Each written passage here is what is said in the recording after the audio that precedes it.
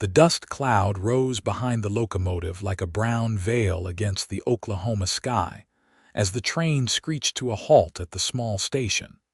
And Georgiana Owens pressed her gloved hand against the window, squinting at the weathered sign that read Tahlequah in faded letters that made her heart sink straight to her stomach.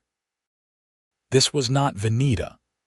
This was absolutely not Vinita, where Herbert Whitmore was supposed to be waiting for her with flowers and promises of a respectable marriage. She had memorized every detail of his letters over the past 6 months, each one describing the thriving general store he owned in Vinita, the nice house with the picket fence, the garden where she could grow vegetables and herbs. She had left everything behind in Boston for that future, and now the conductor was calling out this town name like it was exactly where she was meant to be. "Excuse me," Georgiana called out, gathering her green traveling dress around her as she hurried down the narrow aisle toward the conductor who was already stepping off onto the platform. "Sir, excuse me. I was supposed to get off at Vinita, not Tahlequah." The conductor turned, his weathered face sympathetic but firm. "Madam, this here is the last stop for today. Track damage up ahead means we cannot make it to Vinita until they get repairs done. Could be 3 days, could be a week. Best you get off here and find accommodation until the line opens again. 3 days. A week." Georgiana felt her carefully constructed composure crack at the edges. "But I was expected in Vinita this afternoon. My intended will be worried sick. There is a telegraph office right across from the station. You can wire him from there. But you need to get off now, madam. We have got cargo to unload and then we are heading back south." The conductor tipped his hat and moved away, leaving Georgiana standing in the aisle clutching her carpetbag, like it was the only solid thing left in a suddenly uncertain world. She descended the steps carefully, her button-up boots touching down on the wooden platform of a town she had never intended to visit. The October air carried a hint of wood smoke and dry grass, cooler than she had expected for 1883 Oklahoma. Around her, other passengers dispersed quickly, met by family or friends, leaving her standing alone beside her trunk that the porter had unceremoniously deposited next to her feet. Tahlequah was smaller than she had imagined any town could be.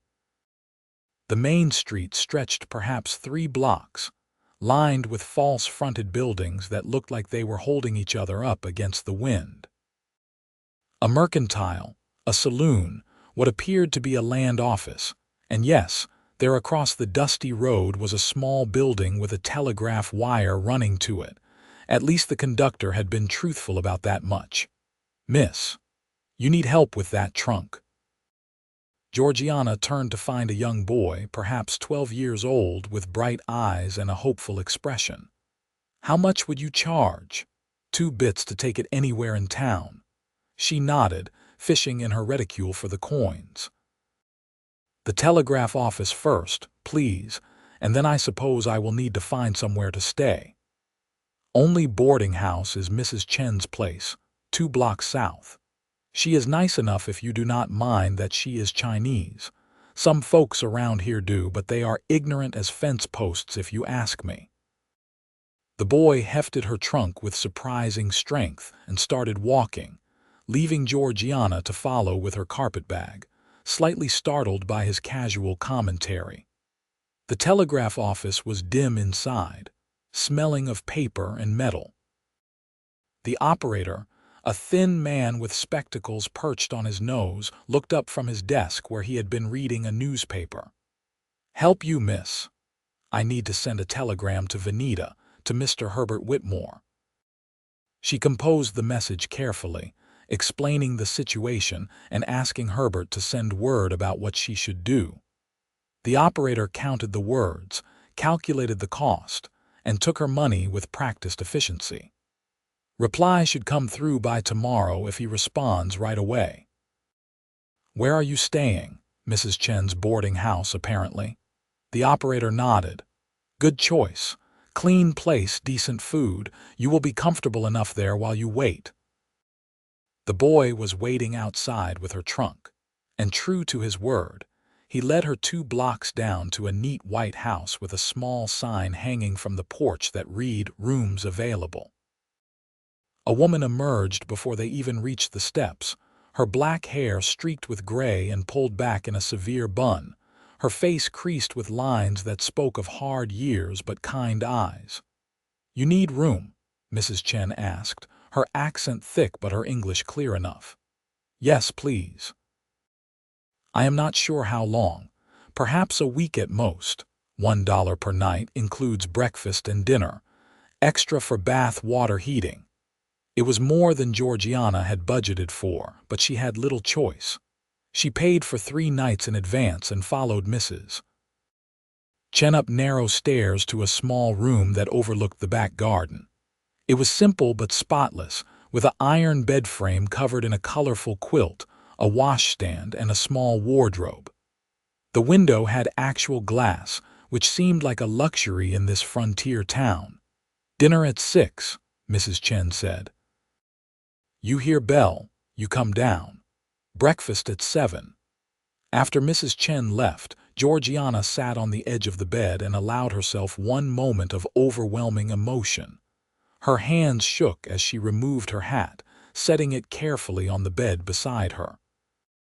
She was 23 years old, had left behind her position as a teacher in a respectable Boston school, had said goodbye to the only city she had ever known.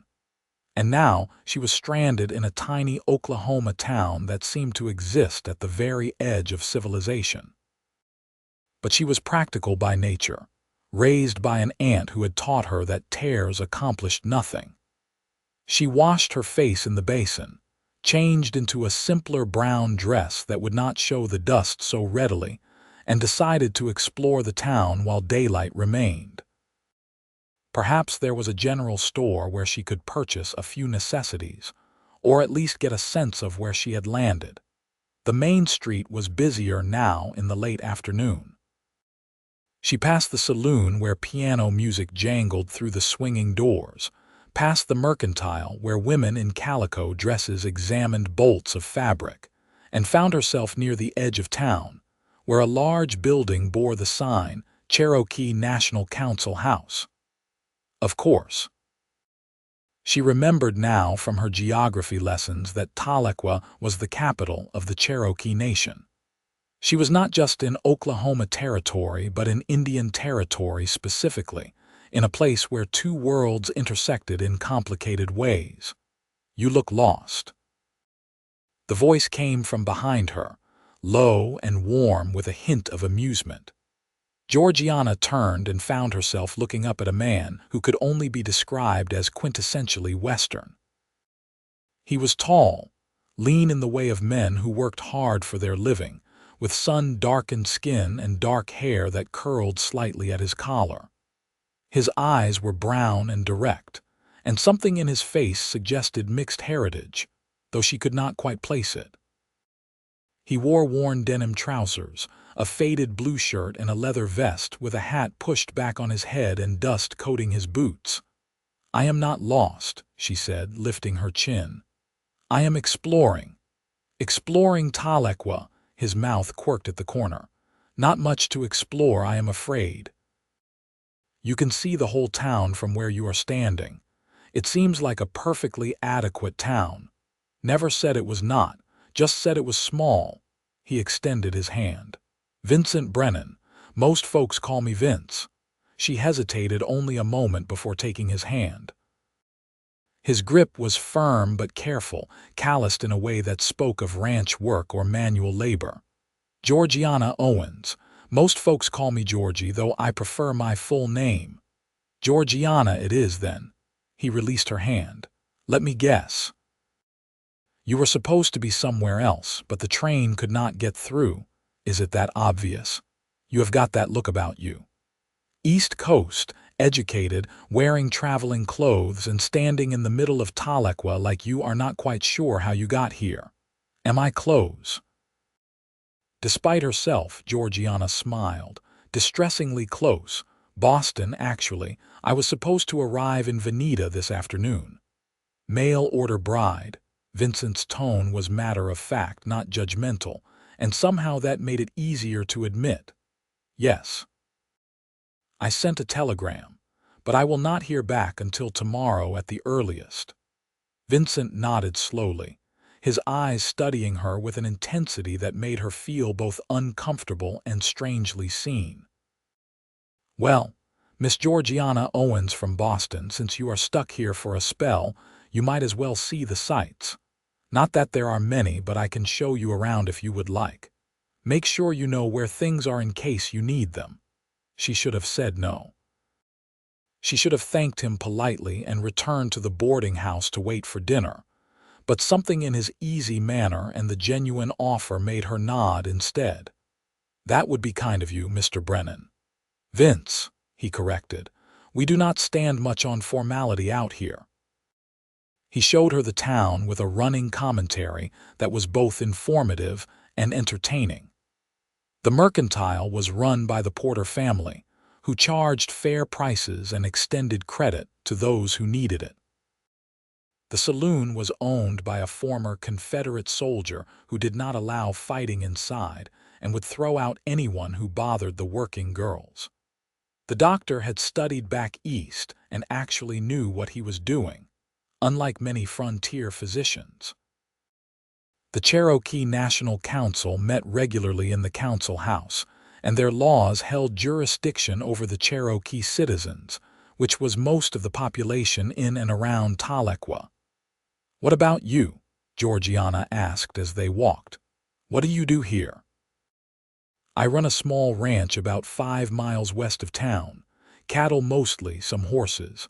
I come into town for supplies, to sell stock, to attend to business. Nothing too exciting. Vincent paused, then added, my mother was Cherokee, my father Irish. That makes me a citizen of the Cherokee Nation, but also gives me access to opportunities in both worlds. It is a complicated situation, but it works well enough. Your mother was Cherokee. She has passed. Both my parents have. Fever took them when I was 16. That was 7 years ago now. His voice was steady but carried old grief. I kept the ranch going, built it up. It is a good life, honest work. They had walked the entire perimeter of the small town, and now the sun was setting in shades of orange and pink that painted the western sky. Georgiana realized she had been so absorbed in conversation that she had forgotten to feel anxious about her situation. There was something calming about Vincent's presence, something solid and reliable. I should get back to the boarding house, she said. Mrs. Chen will be serving dinner soon. Mind if I walk you back? I would appreciate that. They walked in comfortable silence for a moment before Vincent spoke again. Can I ask you something? And you do not have to answer if you do not want to. You can ask. Why a mail-order marriage? Woman like you, educated, well-spoken, pretty. Seems like you would have had options back east. Georgiana considered how to answer. I was a teacher in a girls' school. The pay was barely enough to live on, and I lived with my aunt who made it clear she considered me a burden. The headmistress was bringing in her niece to take my position, and I would have been without work or a home. When I saw Mr. Whitmore's advertisement, it seemed like an opportunity for something better. A fresh start, a home of my own purpose. You are brave, Vincent said quietly. Coming all this way to marry a stranger, or desperate, perhaps a bit of both. They had reached the boarding house. Vincent tipped his hat to her. I hope things work out for you, Georgiana. I truly do. Thank you for the tour. It was kind of you to take the time. Fate brought you to me, he said, and there was something in his eyes that made her breath catch. Maybe there is a reason for that. Before she could respond, he had turned and walked away, leaving her standing on the porch with her heart beating faster than it should for a woman engaged to another man. Dinner at Mrs. Chen's was a quiet affair. There were only 2 other boarders, both men who worked for the railroad and barely looked up from their plates. Mrs. Chen served beef stew with vegetables and fresh bread that was better than anything Georgiana had eaten on her week-long train journey. She ate quickly and excused herself to her room, where she sat by the window and watched the stars emerge in the vast Oklahoma sky. She thought about Herbert Whitmore, the man she had agreed to marry. His letters had been proper and detailed, outlining what he could offer and what he expected. He was 42, a widower with no children, looking for a respectable wife to help him in his business and provide companionship. It was practical, sensible, and exactly what she needed.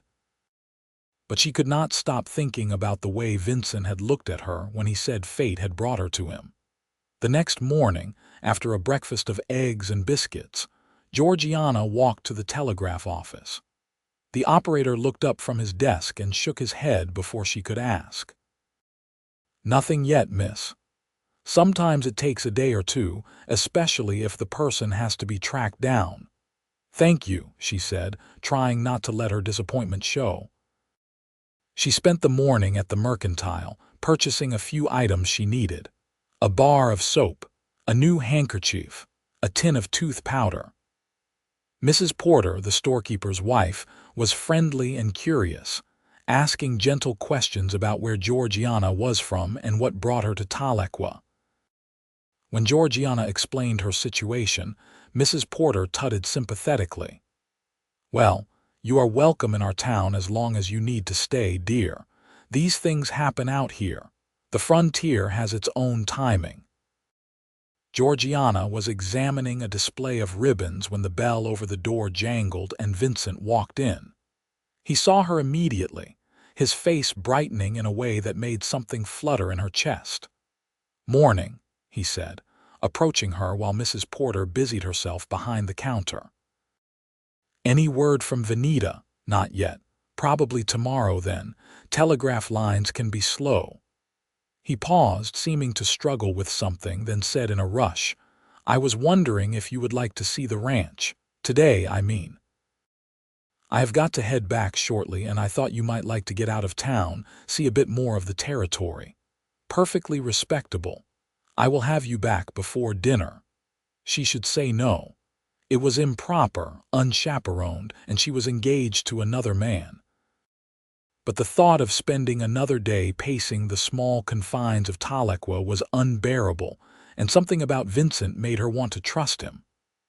"I would like that very much," she heard herself say. His smile was like sunrise.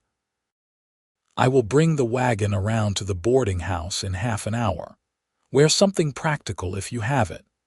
Georgiana hurried back to her room and changed into her sturdiest dress, the dark blue one she had packed for working days.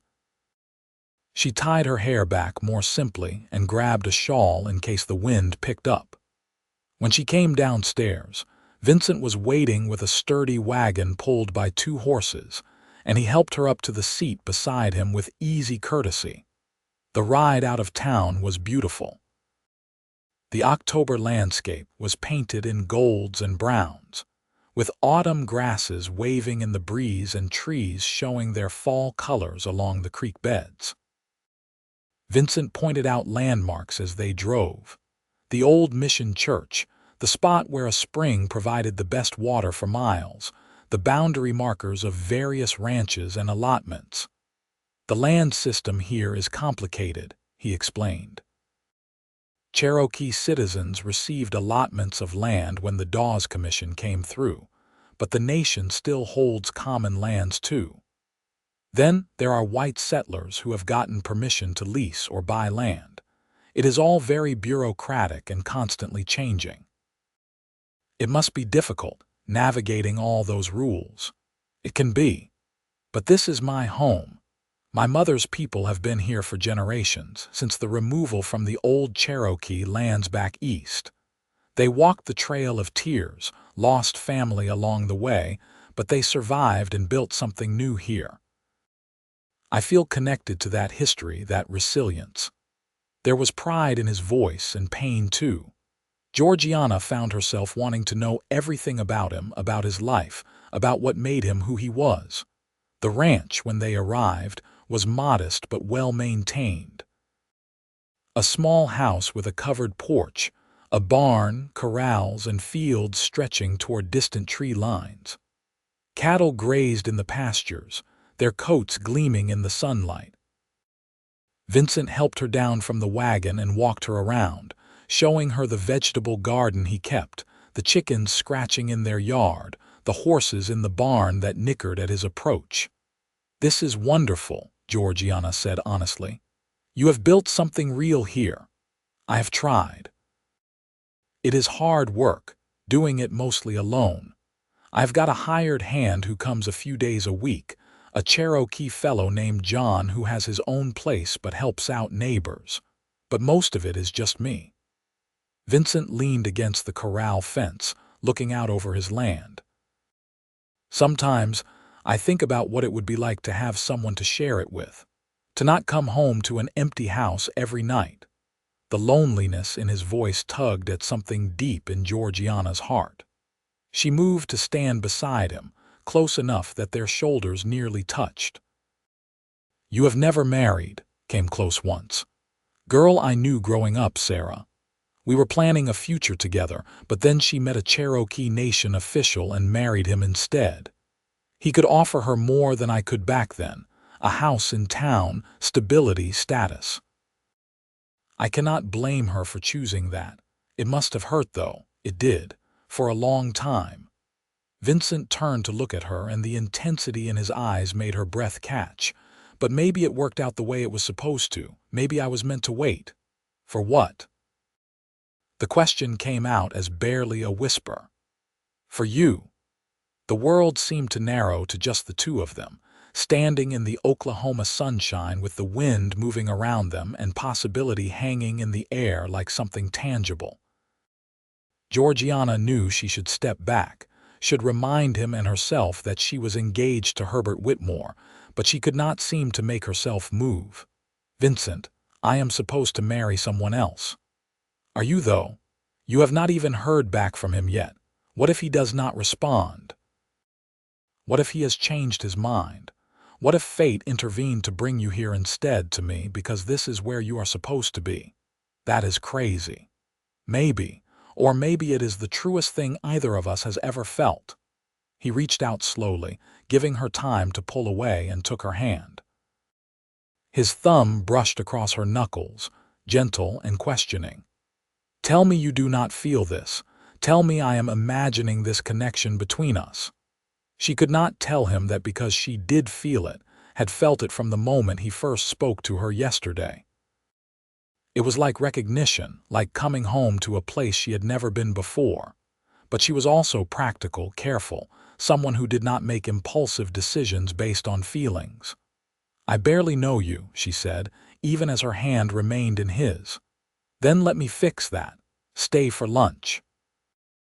Let me tell you everything about myself, and you tell me everything about you, and we will see where we stand after that. Is that fair?" It was not fair at all because Georgiana already knew she was dangerously close to falling for this cowboy with gentle eyes and steady hands. But she nodded anyway, and they went into the house together. Vincent's home was simple but comfortable, with handmade furniture and windows that let in plenty of light. He cooked for them, frying up bacon and eggs with leftover biscuits, and they sat at his small wooden table and talked for hours. He told her about growing up between two worlds, about his father teaching him to read and write, and his mother teaching him Cherokee traditions and language. He told her about building the ranch from almost nothing, about hard winters and dry summers, and the satisfaction of seeing cattle thrive on land he had worked with his own hands. Georgiana told him about Boston, about the rigid social expectations and the limited options for women without family money. She told him about her aunt's cold house and colder affections, about the joy she found in teaching despite the poor pay, about her dreams of having a real home and maybe children someday. She told him about the fear that had driven her to answer Herbert's advertisement, and the even greater fear she felt now that things were not going according to plan. "Plans change," Vincent said softly. "The best things in my life have never been planned." "Like what?" "Like meeting you." The sun was lowering toward the western horizon when Vincent finally drove her back to town. They spoke less on the return journey, but the silence was comfortable, charged with everything they had shared. When he helped her down from the wagon in front of the boarding house, his hands lingered on her waist for just a moment longer than necessary. "Will I see you tomorrow?" he asked. "I do not know if that is wise. Probably not. But will I see you anyway?" Georgiana looked up into his face at the hope and vulnerability there, and felt her careful defenses crumbling. Yes. His smile was worth every bit of confusion and uncertainty swirling in her heart. She checked the telegraph office before dinner, but still there was nothing from Herbert Whitmore. The operator shrugged apologetically. "Sometimes folks are away from town, miss, or the message gets delayed at a relay station. Give it another day or two." That night, lying in her narrow bed at the boarding house, Georgiana tried to sort through her feelings logically. She had made an agreement with Herbert. He was expecting her. She should honor that commitment even if the circumstances had changed. But everything about Vincent felt right in a way she had never experienced before. The ease of conversation, the shared laughter, the sense that he truly saw her and valued what he saw. She was still awake when the moon rose high and silver outside her window, illuminating a future that had become suddenly uncertain. The next day followed a similar pattern. No telegram in the morning, a chance meeting with Vincent on the street, and then somehow they were walking together out of town to the creek that ran through a grove of cottonwood trees. They sat on the bank and talked more, the conversation flowing as naturally as the water beside them. He told her his dreams of expanding the ranch, maybe breeding horses as well as cattle. She told him about books she loved, about wanting to see mountains and oceans, about the small ambitions she had never dared voice before. "You could do all that here," Vincent said. "Oklahoma has mountains to the east, and the ranch could support those dreams. You could even teach if you wanted. The Cherokee Nation has schools that always need good teachers. Vincent, please do not make this harder than it already is." "Why?" "Because you think you owe something to a man who has not even bothered to reply to your telegram." There was frustration in his voice now, an edge that had not been there before. 3 days, Georgiana. 3 days of silence. If he cared, he would have responded. Maybe something happened. Maybe he is ill or injured or the message never reached him. And maybe he has decided he does not want you after all, and he is too much of a coward to tell you directly. Vincent stood up, pacing along the creek bank. "I know I am being unfair. I know I am pushing when I should not be. But damn it, Georgiana, I have never felt like this before, and I cannot just watch you leave to marry someone else without fighting for you." "Fighting for me?" She stood too, facing him across the creek grass. "Vincent, we have known each other for 3 days. 3 days. People do not make life decisions based on 3 days. Sometimes they do. Sometimes you just know." He closed the distance between them in 3 long strides. "My mother told me once about meeting my father. She said she knew within an hour of talking to him that he was the one she would marry, despite all the obstacles between them. She said when you know, you know. I did not understand it until now." Georgiana's heart was hammering so hard she thought he must surely be able to hear it. "And you think you know? With me? I know that I have never talked to anyone the way I talk to you.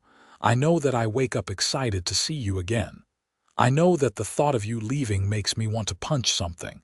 If that is not knowing, then I do not know what is." "I am scared," she whispered. I am scared of making the wrong choice, of following my heart instead of my head and ending up with nothing." Vincent reached out and cupped her face gently in both hands, his calloused thumbs brushing her cheekbones. "You will not end up with nothing. You will end up with me, with the ranch, with a home and a future. I cannot promise it will be easy, but I can promise I will do everything in my power to make you happy every single day." This is insane, maybe, but is it any more insane than marrying a stranger you have never met? His eyes searched hers, desperate and tender at once. "Give me a chance, Georgiana. Give us a chance. At least wait until you hear back from Whitmore before you decide. Let him respond or not respond and then make your choice with all the information." She should have pulled away. Instead, she found herself leaning into his touch, her own hands coming up to rest on his chest where she could feel his heart beating as fast as her own. "And if he does respond, if he still wants me to come to Vinita, then I will drive you there myself if that is what you decide you want. But I am asking you to really think about what you want, not what you think you should do." The space between them disappeared as he lowered his head and kissed her. It was gentle at first, questioning, and then deeper as she responded, her fingers curling into his shirt. She had been kissed before, awkward stolen moments with a fellow teacher who had transferred to another school, but this was entirely different. This felt like coming alive, like every nerve ending lighting up at once, like the world rearranging itself around this single point of connection. When they finally broke apart, both breathing hard, Vincent rested his forehead against hers. "Tell me you felt that." "I felt it," she admitted, and suddenly she was laughing and crying at the same time. "God help me, Vincent, I felt it." They walked back to town holding hands, not talking much but not needing to. Everything had changed and yet nothing had been decided. Georgiana's mind was a whirlwind of competing thoughts and emotions, practical concerns warring with what her heart was insisting was right. At the telegraph office, the operator looked up as they entered, and his expression was strange, something between sympathy and discomfort. "Miss Owens, a telegram came through for you about an hour ago." Georgiana's hand tightened on Vincent's as the operator handed her the slip of paper. She unfolded it with shaking fingers and read the brief message. "Miss Owens, circumstances have changed. Have decided to marry another. Apologize for inconvenience. Will send money for return trip. Herbert Whitmore." The words blurred as she read them twice, 3 times, trying to make them mean something different. But there was no ambiguity. Herbert Whitmore, the man she had crossed half a country to marry, had simply changed his mind and informed her by telegram as casually as if he were canceling a supply order. "Georgiana." Vincent's voice was careful, concerned. She handed him the telegram, watching his face as he read it. Anger flashed in his eyes, quick and hot. That sorry excuse for a man, to do this to you, to string you along and then just, he crumpled the paper in his fist. "I am sorry. I know this is not what you wanted." "Is it not?" The words surprised her even as she spoke them. "Maybe you were right. Maybe fate did bring me here, to Tahlequah instead of Vinita, to you instead of him. Maybe this is exactly how it was supposed to happen. Are you saying what I think you are saying?" Georgiana looked up at him, at this man she had known for less than a week, but who felt more real and right than anything else in her life. "I am saying I would like to see more of that ranch. I am saying maybe I should consider staying in Tahlequah. I am saying that for the first time in my life, I want to make a decision based on what I feel, not what is practical or sensible." Vincent lifted her right off her feet, spinning her around in the small telegraph office while the operator watched with wide eyes. When he set her down, he was grinning like a fool. "You mean it? You will stay? You will give us a real chance?" "I mean it." Though we should probably court properly for a bit before making any permanent decisions, I would like to do at least one thing in the traditional manner." "We can court as long as you want," Vincent said, though his arms were still around her waist and showed no sign of letting go. "But you should know that I am going to marry you eventually. Just wanted to put that out there." "Very presumptuous of you, Mr. Brennan." "Yes, madam, it is." They walked to the boarding house where Georgiana explained the situation to Mrs. Chen, who clucked sympathetically and offered to extend her stay at a reduced weekly rate. Then Vincent drove her out to the ranch again, and this time she looked at it with different eyes, seeing it not as a curiosity but as a potential home. Over the following weeks, Georgiana settled into an unexpected life in Tahlequah. She wrote to her aunt in Boston, explaining the situation in careful terms that minimized the impulsive nature of her decisions. She wrote to the school to formally resign her position. She explored the town more thoroughly, making friends with Mrs. Porter at the mercantile and some of the Cherokee women who came to trade at the market. Vincent courted her properly, calling on her at the boarding house in the evenings after his work was done, taking her to church on Sundays, introducing her to his friends and neighbors. She met John, the Cherokee man who helped on the ranch, and his wife Mary, who welcomed Georgiana with warmth and obvious approval. She attended a stomp dance at the ceremonial grounds and listened to the Cherokee hymns sung in a language she did not understand, but found beautiful anyway. They talked about everything: their childhoods, their dreams, their fears, their beliefs. They argued sometimes, too, about politics and religion and the best way to organize a kitchen, but even the arguments felt good because they were engaging with each other as equals, two people figuring out how to build a life together. Vincent was patient but persistent, making his intentions clear without pushing her faster than she was ready to go. He held her hand and kissed her goodnight on Mrs. Chen's porch and told her daily that he loved her, waiting for her to be ready to say it back. It took 3 weeks for Georgiana to be sure, though in her heart she had probably known much sooner. They were at the ranch, working together in the garden to harvest the last of the vegetables before the first hard freeze. Vincent was joking about something, his hands dirty and his hair falling in his eyes, and Georgiana looked at him and felt a surge of emotion so strong it nearly knocked her over. "I love you," she said, interrupting whatever he had been saying about turnips. Vincent froze, a half-dug turnip in his hand, staring at her. "Say that again." "I love you, Vincent Brennan. I love your ranch and your terrible jokes and the way you are patient with nervous horses. I love how you talk about your mother and honor her memory. I love that you see me as a whole person, not just as someone to fill a role. I love you, and I want to marry you if the offer still stands." He dropped the turnip and crossed the garden in 2 strides, pulling her into his arms and kissing her until she was dizzy. "The offer stands. It will always stand. Marry me, Georgiana, please." "Yes, absolutely yes." They were married 6 weeks later in a small ceremony at the Cherokee National Council House, legally bound by both Cherokee Nation law and United States law. John and Mary stood up with them, and Mrs.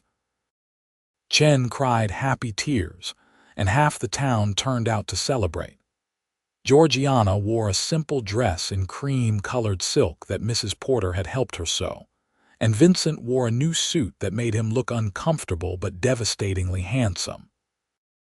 The wedding night was tender and sweet, Vincent patient with her nervousness, both of them learning each other in the privacy of their marriage bed.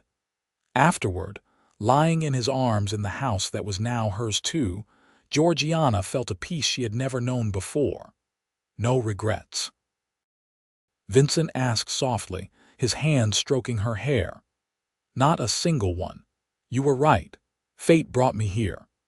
"Thank God for broken train tracks," he murmured, and she could hear the smile in his voice. Life as a rancher's wife was harder work than Georgiana had anticipated, but more satisfying too.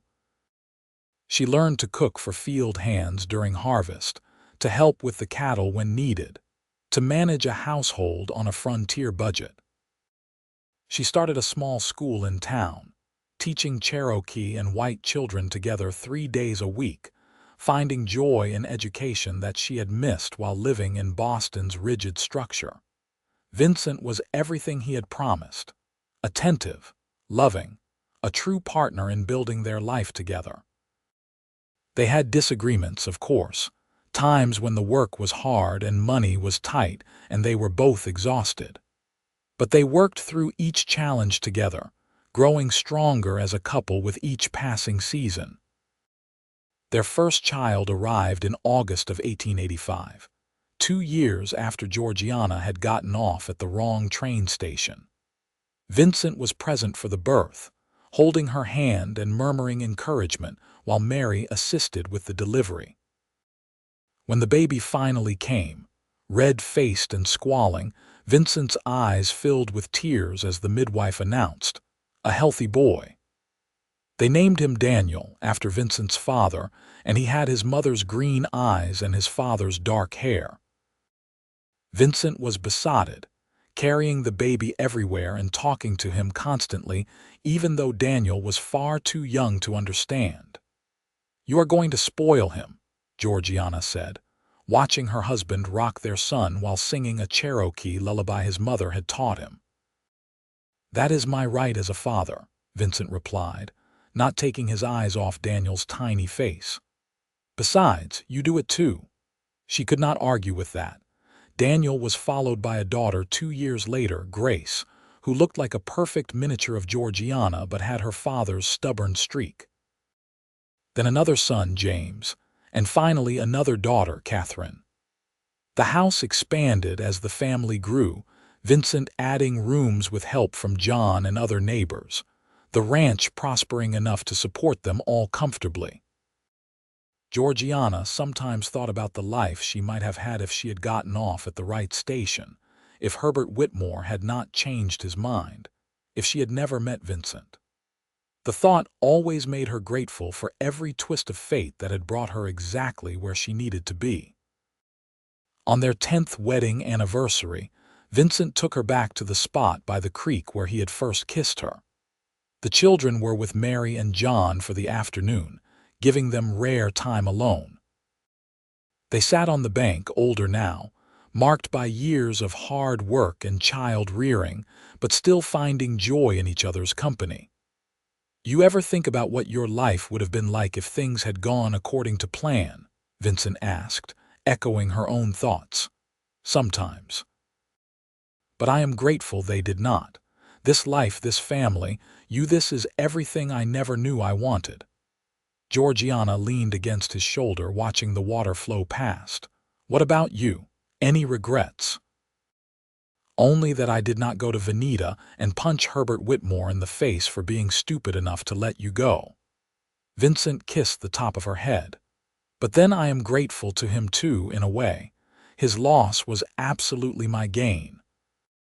"Fate brought me to you," Georgiana said, repeating the words he had spoken to her so many years ago. "Best thing fate ever did for me." They stayed by the creek until the sun began to set, talking and laughing and remembering. Two people who had found each other by accident and built a life by choice.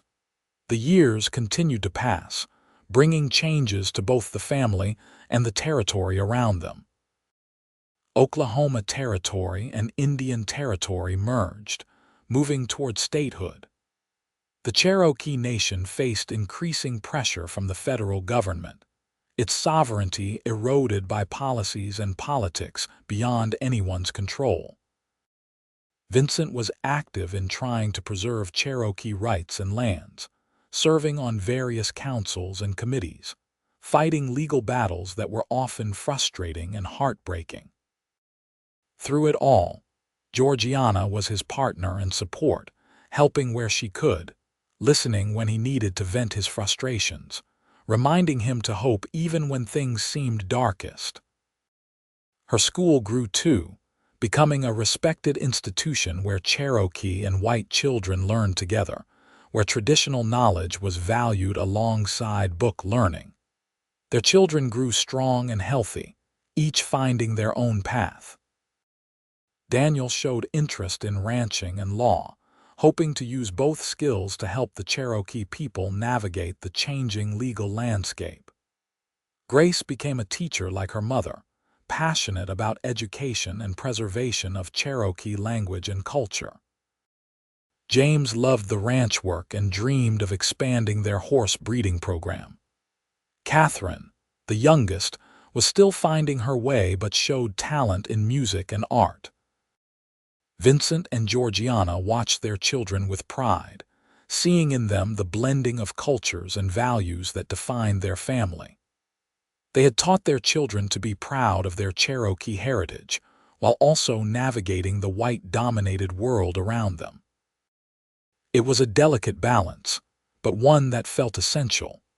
On a warm evening in June of 1903, 20 years after Georgiana had first arrived in Tahlequah, the family gathered for dinner at the ranch house.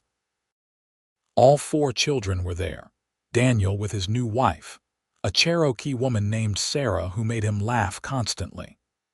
The table was crowded and loud, filled with conversation and good-natured teasing and the kind of love that filled all the spaces between words. After dinner, Vincent and Georgiana walked outside to watch the sunset from the porch, a habit they had maintained throughout their marriage. His arm was around her waist, her head on his shoulder, comfortable and familiar. 20 years, Vincent said softly. Sometimes it feels like yesterday that I saw you standing in front of the Cherokee Council House looking completely lost. I was lost, and then you found me. We found each other. He turned to face her, taking both her hands in his. You know what I am most grateful for? That you took a chance on me. That you chose this life, chose me, even when it made no logical sense. Best illogical decision I ever made. Georgiana reached up to touch his face, the lines around his eyes, the gray threading through his hair. They were both in their 40s now, marked by time and work and life, but when she looked at him she still saw the young cowboy who had offered to show her around a tiny Oklahoma town. I love you, Vincent, just as much now as I did when I said yes in that garden. More, he said. I love you more every single day. They kissed as the sun set over their land, over the life they had built together from an accidental meeting and a choice to follow their hearts instead of their plans. Inside the house, their children were laughing about something, the sound drifting out through the open windows. Georgiana thought about all the moments that had led to this one. The broken train tracks, the wrong station, the telegram that had set her free, the cowboy who had believed in fate. Every piece had been necessary, every seeming mistake actually a gift. Thank you, she whispered against Vincent's lips. For what? For being right. For insisting that fate brought me to you, for fighting for us even when I was too scared to fight for myself. Vincent smiled, that familiar warm smile that still made her heart skip beats. I will always fight for you, Georgiana. That is what love means. It means showing up, fighting for what matters, choosing each other every single day.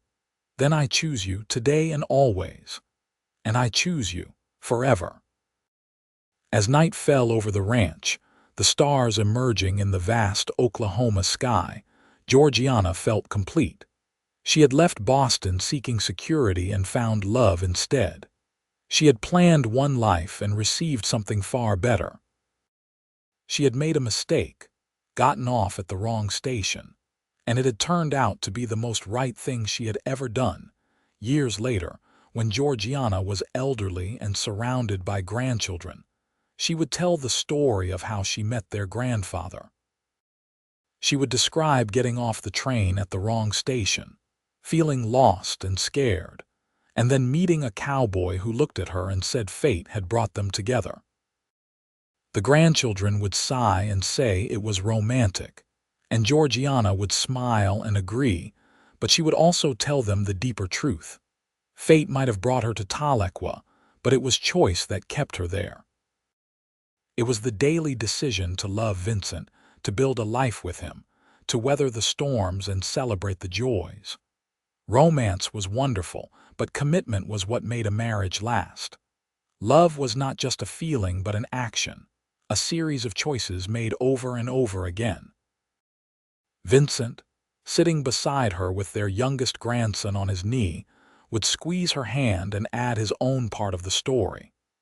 He would talk about seeing her that first day and just knowing, something deep in his bones telling him she was meant to be his. He would describe the terror and exhilaration of fighting for her, of convincing her to take a chance on him. He would talk about how loving her had been the easiest and most important thing he had ever done. And then they would look at each other, these two people who had spent a lifetime together, and smile with the knowledge of all the years and memories between them. On a spring morning in 1915, Vincent and Georgiana stood in the cemetery where his parents were buried, adding flowers to the graves. They came here often, Vincent wanting to keep his parents' memory alive, wanting to honor the sacrifices they had made. Georgiana never minded. She felt a kinship with these people she had never met, grateful to them for creating and raising the man she loved. "You think they would have liked me?" Georgiana asked, as she often did. "They would have loved you," Vincent replied, as he always did. "My mother would have appreciated your strength and your respect for Cherokee traditions. My father would have admired your education and your passion for teaching. They both would have been grateful you made me happy. I hope I have. Made you happy, I mean." Vincent turned to her, his eyes serious despite the smile on his lips. "Georgiana, you have given me everything I could have ever wanted and things I did not even know to dream of. A home full of love, children to be proud of, a partner who challenges and supports me. How could I be anything but happy? Good, because I am happy too. Happier than I ever imagined possible." They walked back to the ranch hand in hand. Two people who had built a life from an accident and a choice, from wrong turns that became right paths, from fate and courage and love. The sun was high overhead, warm on their shoulders, the Oklahoma wind carrying the scent of grass and wildflowers. In the distance, cattle grazed peacefully. Closer to the house, their grandchildren were playing while Daniel supervised, his own children adding to the noise and chaos. The ranch house stood solid and welcoming, expanded over the years but still recognizably the home Vincent had brought Georgiana to so long ago. "You know what I think about sometimes," Georgiana said as they approached the house. "What would have happened if Herbert Whitmore had not changed his mind, if I had gone to Vinita as planned? Do you regret not knowing? Not for a second. But I am curious in an abstract way. Would I have been content? Would I have eventually been happy? Would I have wondered about the cowboy I met in Tahlequah who told me fate brought me to him?" Vincent stopped walking, pulling her around to face him. Even after all these years, even with gray in his hair and lines on his face, he could still make her pulse race with just a look. "Can I tell you something? I think about that too sometimes. About the life you might have had without me. And then I think about how empty my life would have been without you, and I send a thank you to whatever force in the universe decided to break those train tracks that day." "You think the train tracks broke on purpose? That is very mystical of you. Maybe I have become a romantic in my old age." He grinned at her. "Or maybe I have always believed that some things are meant to be, and we were definitely meant to be." "Fate brought me to you," Georgiana said again, the phrase that had become their personal motto, their shared understanding of how they had found each other. "And I will be grateful for that every day until I die," Vincent replied. They continued to the house where their family was waiting, where lunch was being prepared, and grandchildren were playing and life was continuing in all its messy, beautiful glory. This was the life that had grown from a single mistake, from getting off at the wrong station and meeting the right man. As evening approached and the family gathered around the big dining table that Vincent had built to accommodate their growing numbers, Georgiana looked around at the faces she loved. Her children, strong and capable and kind. Her grandchildren, bright and curious and full of potential. Her husband, still her favorite person after all these years. "What are you thinking about?" Vincent asked quietly, leaning close so only she could hear. "That I got off at the wrong station." He laughed, understanding immediately what she meant. "Best mistake you ever made." "Best decision I ever made was saying yes when you asked me to stay. The train getting me here might have been fate, but staying was choice." "Our whole life has been choice," Vincent agreed. "Choosing each other, choosing this place, choosing to build something together." "I am glad you chose me, Georgiana. I am glad you chose me first.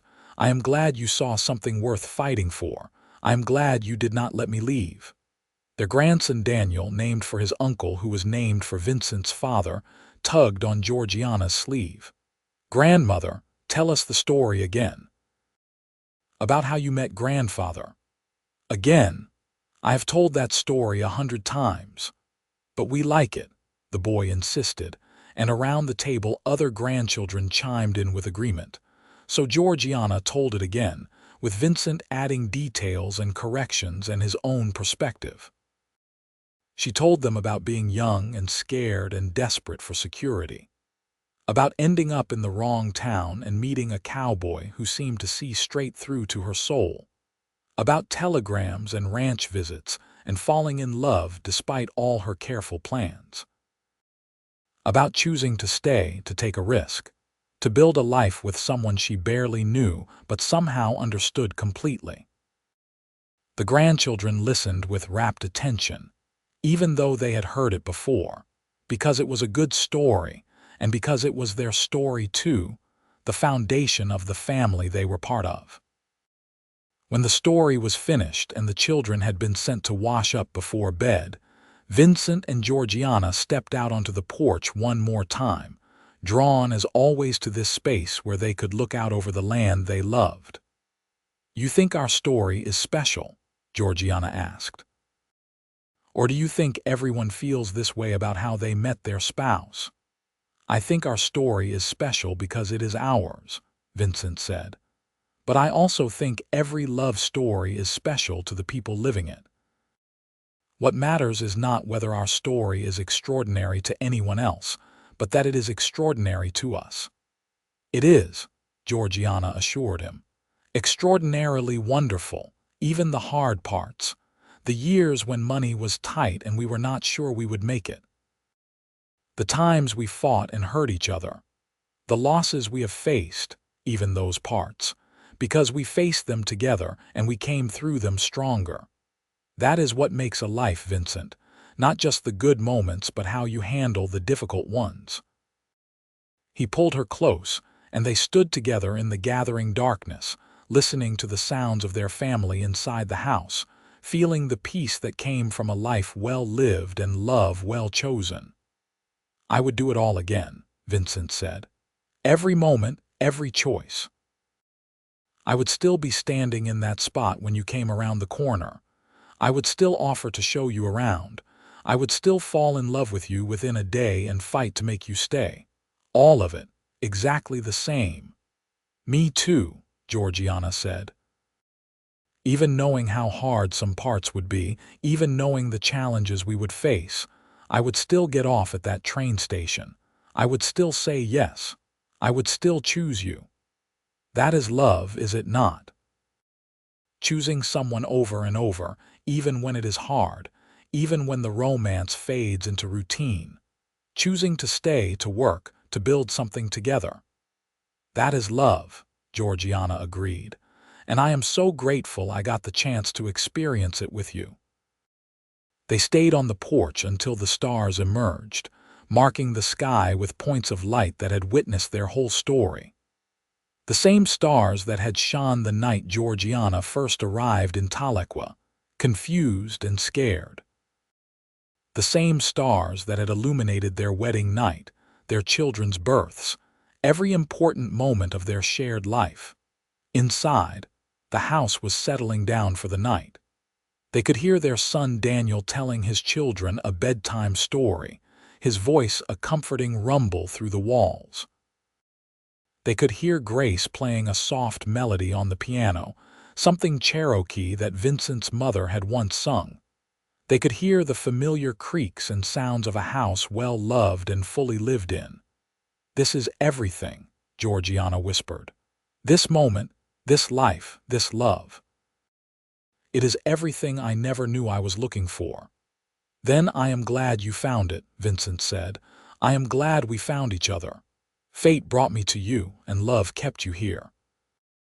They went inside together, ready to end another day in the life they had built together, a life that had started with a mistake and become everything right. The wrong train station had led to the right life, and neither of them would change a single moment of the journey that had brought them here.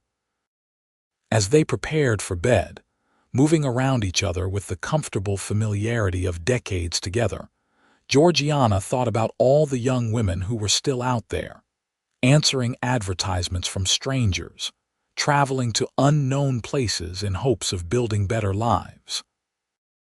She hoped they would be as lucky as she had been. Not lucky in getting off at the wrong station necessarily, but lucky in finding someone who saw them, valued them, and chose to build a life with them. "What are you smiling about?" Vincent asked, catching her expression in the mirror. "Just thinking about luck and fate and choice, about how they all came together to bring me here, to bring us together," he corrected. "It was not just you who was brought somewhere. I was brought to you too, even if I was standing still when it happened." "Fair point. We were brought to each other. Best thing that ever happened to either of us." They climbed into bed, the same bed they had shared for 20 years, and Vincent pulled Georgiana close like he did every night. Her head fit perfectly in the space below his shoulder, her hand rested over his heart, and they breathed in rhythm with each other. "I love you," Georgiana said, the words as natural as breathing after all these years. "I love you too. Always have, always will. Forever, forever and beyond." Sleep came easily, the sleep of people at peace with their choices and grateful for their blessings. Outside, the Oklahoma wind blew across the prairie, carrying the scents of grass and earth and home. The ranch was quiet, the cattle settled, the horses dreaming in their stalls. The house held a family built on love and nurtured with care. A family that had started with one woman getting off at the wrong station, and one man recognizing that fate had brought her to him. Morning would come with its demands and routines, but for now, there was just peace and love and the quiet satisfaction of a day well lived. Tomorrow they would wake and choose each other again, as they had every day since that first moment of connection, and they would build another day of their life together. This was their story. A wrong turn that became a right path, a mistake that became a blessing, a stranger who became a soulmate. A life built on faith in each other and the courage to follow their hearts instead of their plans. And it was perfect. Not because it was easy or without challenges, but because it was real and hard-won and full of the kind of love that grows deeper with time. The kind of love that starts with a spark but becomes a steady flame that warms everything it touches. The kind of love that makes a house into a home and a life into an adventure worth living. Georgiana had gotten off at the wrong station, and Vincent had told her that fate brought her to him. They had both been right. Fate had brought her, but their choices had kept her there. And together, they had built something beautiful. As the moon rose over the Oklahoma prairie, shining silver light through their bedroom window, Vincent and Georgiana slept peacefully in each other's arms. Two people who had found their forever in the most unexpected way, grateful every day for the wrong turn that had brought them to exactly where they needed to be.